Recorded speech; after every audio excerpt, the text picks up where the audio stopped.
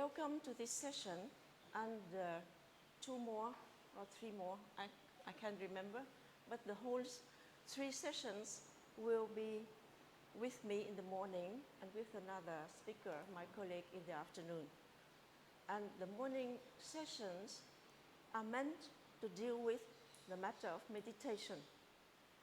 Surely when you come out of the whole sessions of this gathering, you are not an expert in meditation, because nobody can be an expert in meditation, because it is always moving towards the infinite. So you cannot be an expert. Expertise means limitation. Don't try to be an expert, okay? It is not my words, it is Krishnaji's words. Don't be an expert. So meaning that you can grow and walk up to the no end, up to the no end. So no expert, try to get the maximum, and I am repeating it not only in Adyar, I am repeating it all over Europe every year, and especially in Spain, when we had our retreat, silent retreat, in December on the 19th year in the row. You see, following up. So repeating, and I hope that in the repetition, something will remain in our mind and absorbed by the brain. So it is not meant to be the specific one in meditation. This is the basis of meditation. You will find one else, everywhere else, another way of viewing, but compare and make use of discrimination. So this is the basis. So welcome to this. I know about you, among you, many already, but I want to know, for the first comers, say a few words about you, yourself, your family. It is admitted, because we cannot exist without a family, but not a lengthy discourse, a few words about this. So starting with that side. So maybe we can start here, and have a microphone. Hi, my name is Nisha. I reside in Chennai, and I live with my family, with my husband and son. It's my first time here, and I'm glad to be here. Thank you. Hello, my name is Mike, and I'm from Australia, Sydney. Hello. So myself, Yoganand, so I'm from Chennai. Hi, good morning. I'm Jin, and I'm from Singapore. Hello, my name is Leo. I'm from Australia. Hello, my name is Francis from Singapore. My name is Marika, and I'm from Estonia, but currently from here. Hey, this is Kishore. I'm basically out of Vizag, but I reside in Bangalore. Good morning, everyone. I'm Chaitra, and this is Advait. I'm from India, Bangalore. I stay with my family, my husband, and my in-laws. I'm working as an assistant professor. Shiva. I'm Shiva from Chennai. Hi, everybody. This is Snehit from Bangalore. Hi, this is Prachi, and I'm residing in Bangalore currently. Hi, I'm Harshad, and I'm from Bangalore. Hola, soy China y soy de Argentina. Sara from Italy. Leia from Italy. Leon from Italy. Ciao, Tobia from Italy.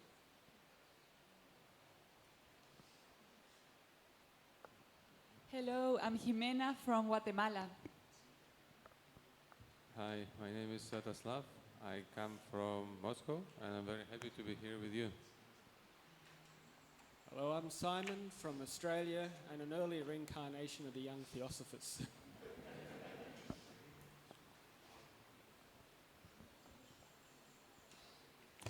Hello everyone, I'm Elmer from the Netherlands.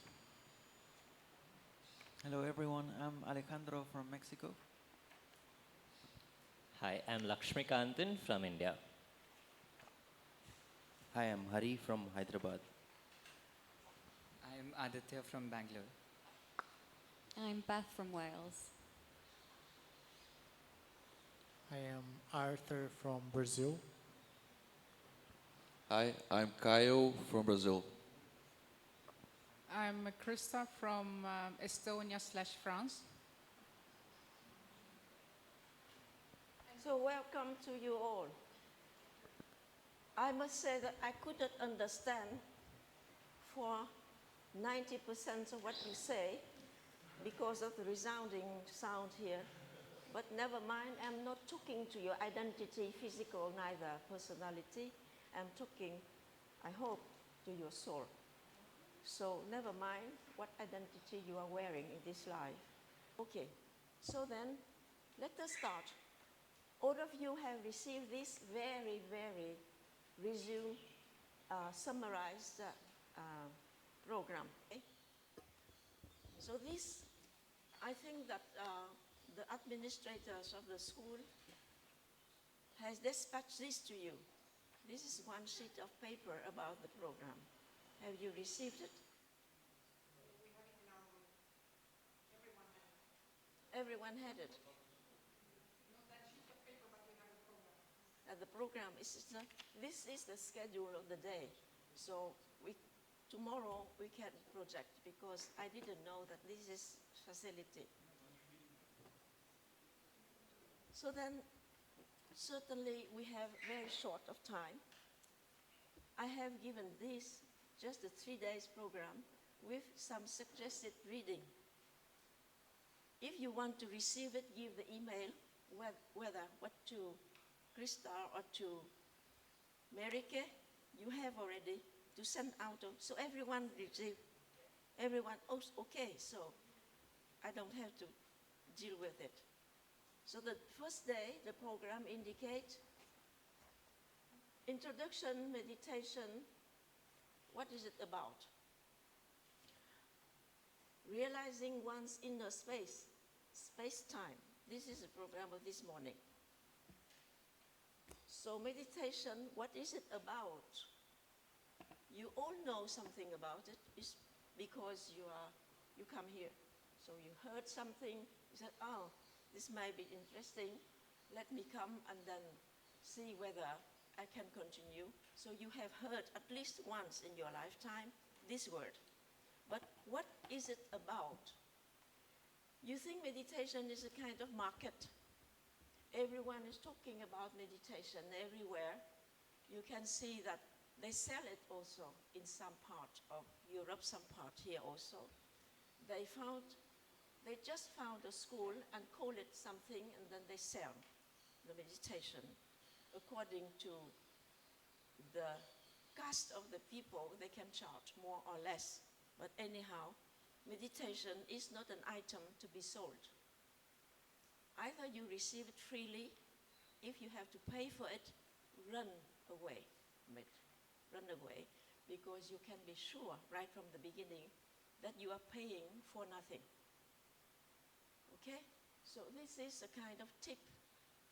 If you have curiosity in the future to investigate more and more, you might meet some of those, I would say, cheap gurus. We don't have cheap gurus in the School of the Wisdom and in programs here. Gurus, they are, but we don't admit cheap ones. And the cheapest one will ask you the highest price. This is one of the paradoxes on our road of research. So then what is it about, meditation? The difficulty is that everyone has heard about this. And somehow, everyone has this small pretension to know about it. But where to start? We have to start from scratch, without knowing. If we start saying, I know something about it, you have, in your mind, it is the mind of the human mind. It is not yours, but it's the own human mind that works like that. you have known something, you heard something linked to this subject, you compare. You keep that one and you hear and you compare. It does not work. It is kind of playing with games. You do the games and then there is no win, no loss, but at the end, it is nothing. So don't compare. Drop everything you know about the meditation so far. Might be you are an expert, but I asked you something impossible to do, but you have to learn it here. Drop it. Drop what you have known outside, and also drop your ego outside, because sometimes when you receive things here, it might be shocking for your ego. It is not meant for you. It is meant for the human mind. So if you have a very strong ego, you will be very vexed.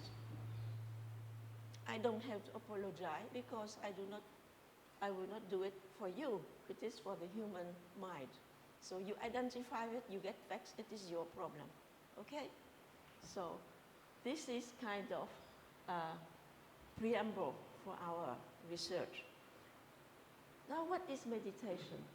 Meditation is not Hatha Yoga. All the teachers of Hatha Yoga would think that they are teaching something very spiritual.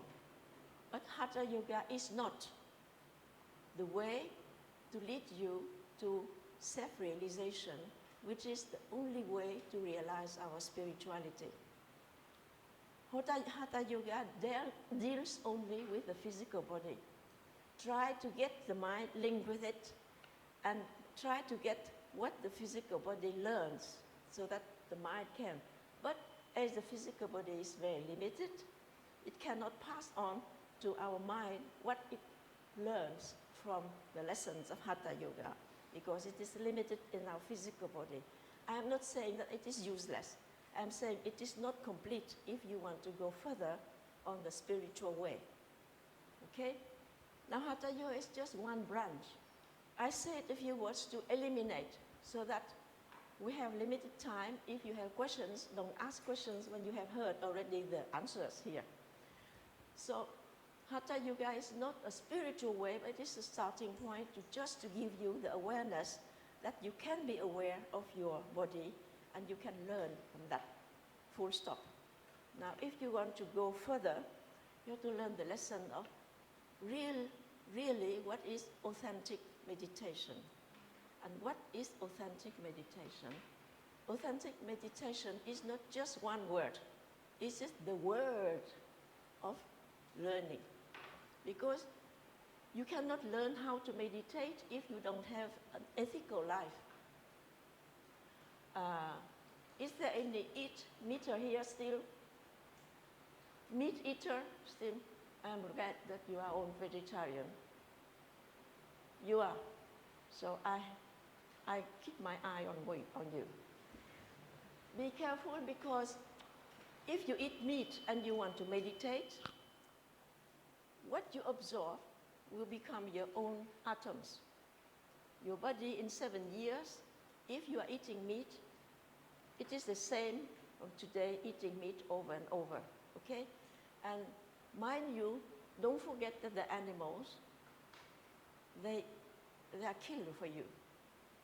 And just for that, it is ugly. Ugly to take life from anyone to feed you. Meaning that just imagine some Martians evolving here on the earth and say, wow, human beings, they taste very good. Let us taste them. Are you in agreement? Of course not. Now, how is it that you do something like that to the animals when you reject it for somebody else to do to you? It is very, for me, obvious. So you can revise it. It is your liberty. I'm not telling to you, do it, but reflect upon it, because you decide and your karma will reward you according to your decision, and it is not mine. And if you decide, I continue because it gave me so much pleasure, it is your karma also, it is not mine. My karma, my dharma is just to warn you, okay? And you decide. You are the doer, not me. Okay, so then, first of all, lead an ethical life, meaning do not do harm to anyone. And don't try to argue. I met some people on my travel around the world. One of the listeners asked me, Madam, you say that you don't kill to feed yourself, but when you pick out the salad, you kill also. Well, I said now so that you are not going to repeat the question, okay?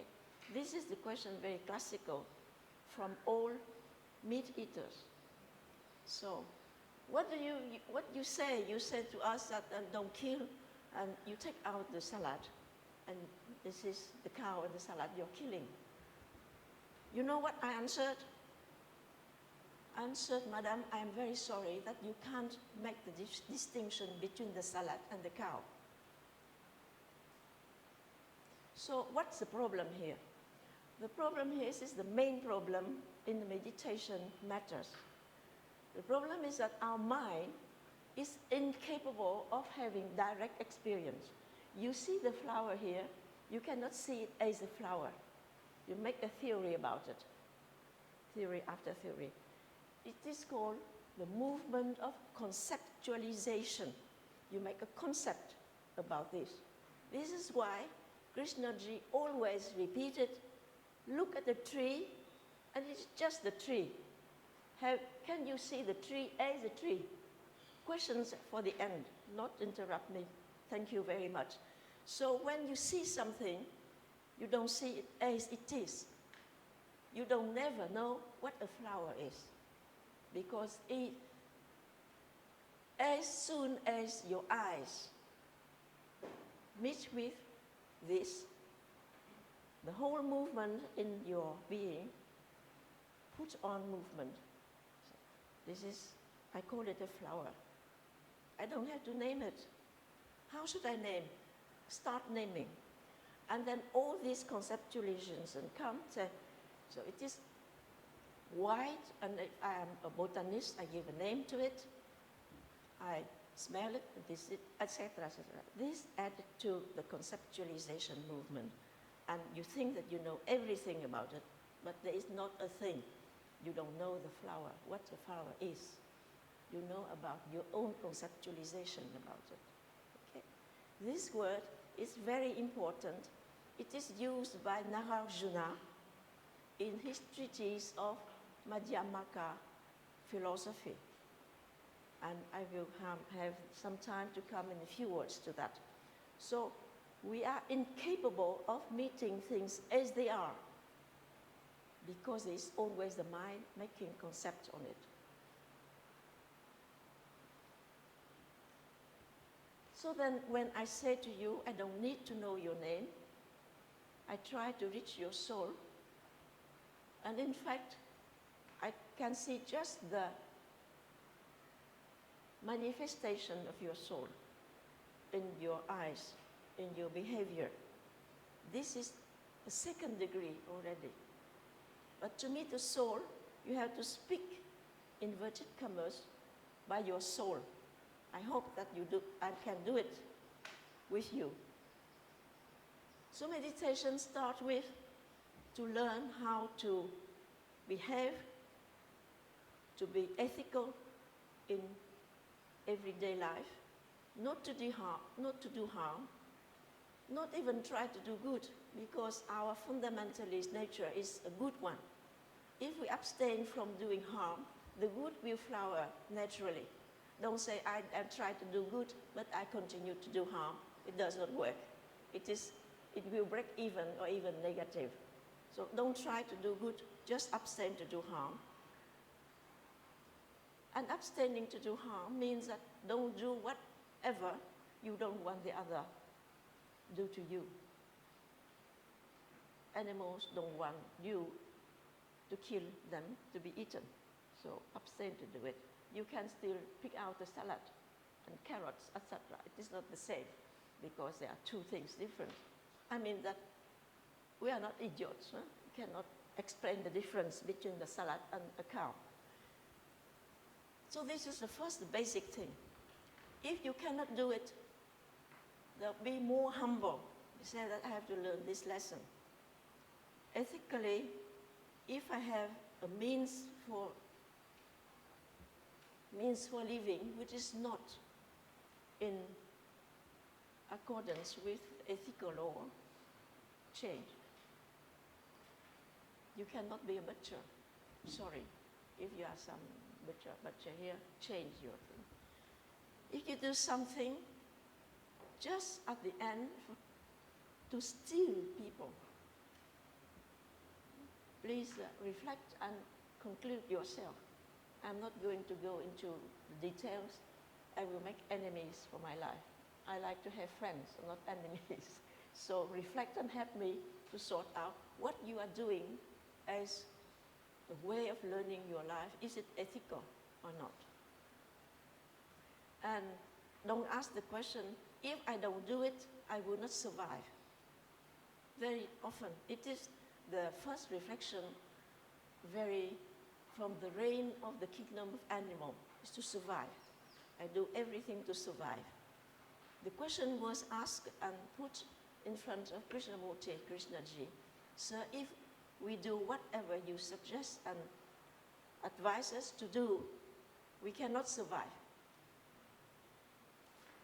This is one of the dialogue he led in the school, dialogue in the school. And his answer is, don't survive. Okay, this is the ethical basis. Don't try to survive. Try to be living one. Try to be sensitive. Try to be together with all living beings and not only for me. When I say I try to survive, it is just for me.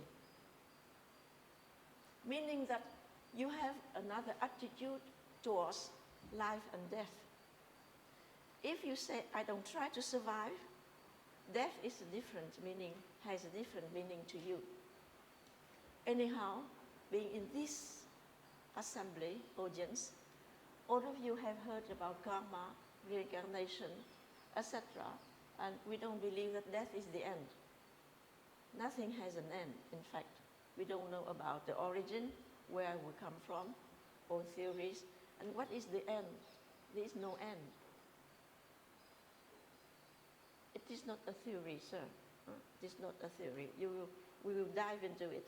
And that this is, at the end, we can share together the truth, which is really awful. Awful, because you realize that it is all the life you have been living here is just a dream. But we go further into it. So starting ethical, but with reflections. Not just, oh, it is I stop. No. Think well. This is the Mahatma letters from KH. He ended one of his letters by, think well. Do we do it, or we do things as an automat? Because it pleases us, we repeat, and that's it. No reflection. So if we don't reflect and we don't reason, we do not deserve the name of being human. Human meaning man, manas. Manas means, from ma, means to measure. To reflect means to measure in the mind what is what and to discriminate. So to be man, meaning that it is man or women, it is not that. But this being in the whole universe, that has the capacity of reflecting thanks to this instrument called manas. And those who have studied a little bit of the theosophical literature, we know that from the beginning, what we call a human was not a human yet. And in some part of the secret doctrine, I think my colleague, Mr. Rourke here, would correct me if I say something wrong about the secret doctrine. Somewhere it is said that the third race is kind of putting back, meaning that you don't have a form, not you human yet. We became a human, really, when we receive from the higher, highly evolved spiritual beings. We receive this instrument which we call manas, meaning the instrument to be used. If the instrument is not used, it will be rotten. Okay, you have a good camera, you live somewhere, and then 10 years later it is the same, but rotten. So you have to use it. You have been given an instrument which is manas. Use it to deserve the appellation of human, to be sensitive being, endowed with the instrument called manas. So, no meditation without manas, because the whole meditation is the mastery, how to learn to master the manas, this instrument.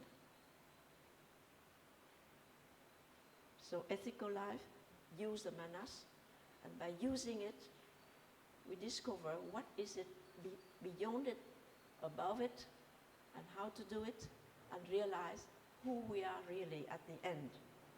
At the end is just an expression of rhetorics. There is no end. There is no end at all. We have to move and move and move, and all the universe is eternal. We are moving with this. There is no end.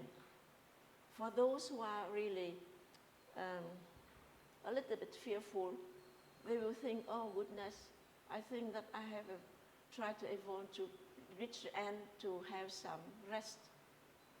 You will be restful at a certain time, because the weight you are wearing is your ego. It is not life. Life is light. Light has no characteristic.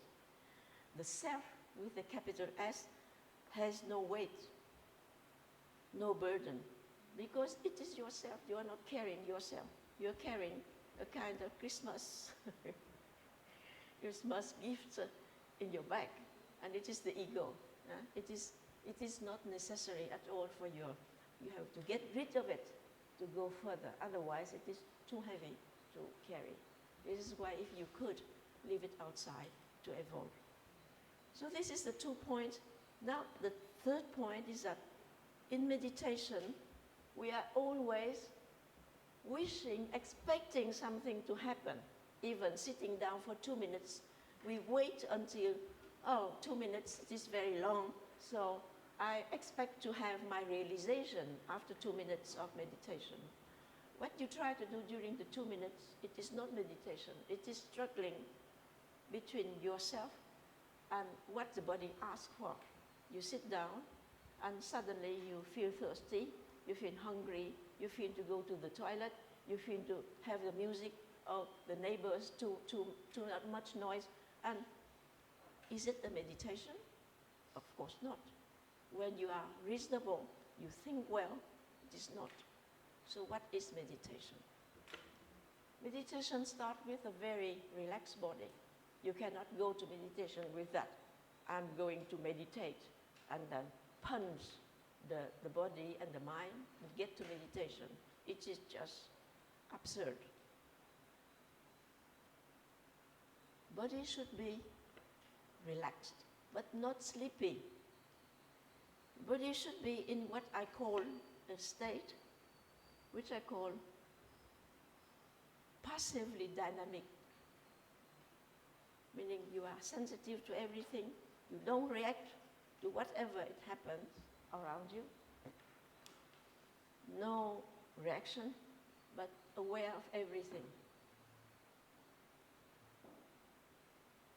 Meaning that you have a very noisy neighbor, you have the tendency to be irritated. This is a good lesson for us, that, okay, very noisy, but I am just aware of it. But I can see the movement in my mind. I'm on the lower part of emotional part, getting irritated. I stop it, because I'm mastering the mind, and the mind is the master of the emotions. If I master the mind, I master everything. Don't try to master your emotion. It will be a failure. But higher, you act from the higher level. And this is the key of success. So when you sit down, the body should be in a very relaxed, peaceful, passively dynamic. Meaning that you are aware of what happens in your body.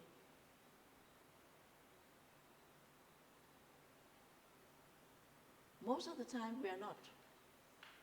We are running one thing after another, no pause, and then after the end of the day, we're exhausted, but then lie down, sleep, and then another day start again.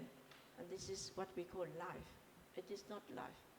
It is going on a very animal mode of life. You realize it, I know. Yeah. But somebody tells you, oh yeah, I realize it now, I know that I'm in the wrong way. So be relaxed, be aware of what happens from the top to the toe. Not only of yourself, I am that, I'm this, I want to be that, I want to be that. What about your toe? You hit something, it can bleed or not. Be aware of everything, inside and outside. This is the first aim of meditation, the first aim, not the end, because we have to move along. We have to go further, because it is so mean. Just this the kind of aim of meditation. But if we don't learn this lesson to be aware of small things, we cannot be aware of big things. Big things start small.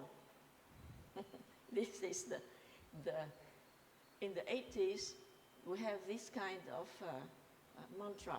Big things start with small. Otherwise, don't dream about big things and we don't start anything. The question asked very often also is, when should we start? When? Well, the person can ask the question at 20 or at 80. Nothing is too late, nothing is too early. When you ask the question, this is the time to start. When you ask the question, what is it about meditation? Should I start it now? Yes, if you ask the question, meaning that if you ask the question, it is a kind of echo to your own spiritual soul, trying to give signs to you. Say, hey you, what have you been doing so far? Do something perhaps differently, more efficiently, and spiritually more fruitful. As you ask the question, what meditation is about? Should I start it now, or I'm too young? I better have enjoy life and then have it 10 years later, etc., etc. And the human mind is like that. Want to do things tomorrow. You know, tomorrow. Not now, not today, tomorrow. Tomorrow the barber would shave you without charge. This is the thing. And tomorrow you come back, it is still tomorrow. So if you feel that, do it. Probably you will fail. And the failure will teach you a lesson that you have not done the good thing. Start again. Even with the gap of time of 10 years, when you come back differently. Certainly a little bit lighter or a little bit heavier due to the weight of experiences, what you call experiences. Meditation also teaches us the true value of experience. And at the end, there is no experience. Spiritual life is full of paradoxes.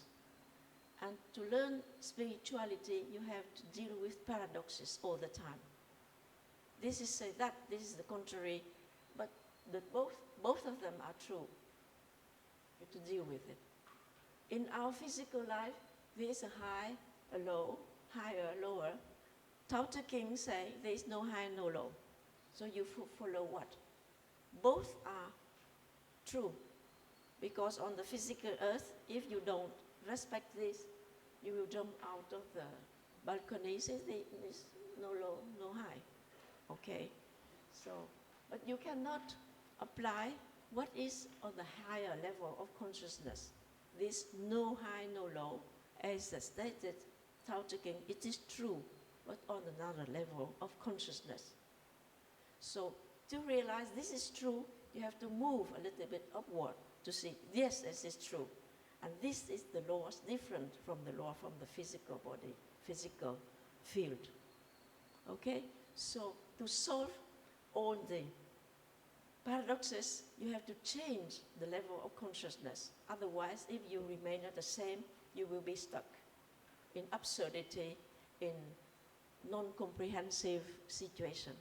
Try to do it, because when you solve every kind of paradoxes, you would learn how to change the level of consciousness.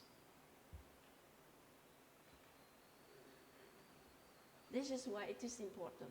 Meaning meditation also will teach us the lesson how to live more freely, not only limited by the physical conditions.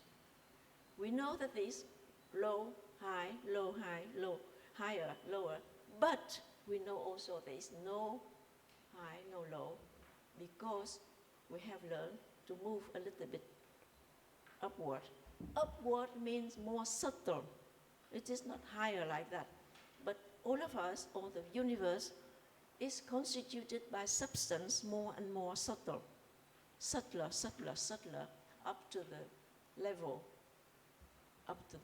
of Mula Prakriti, meaning the very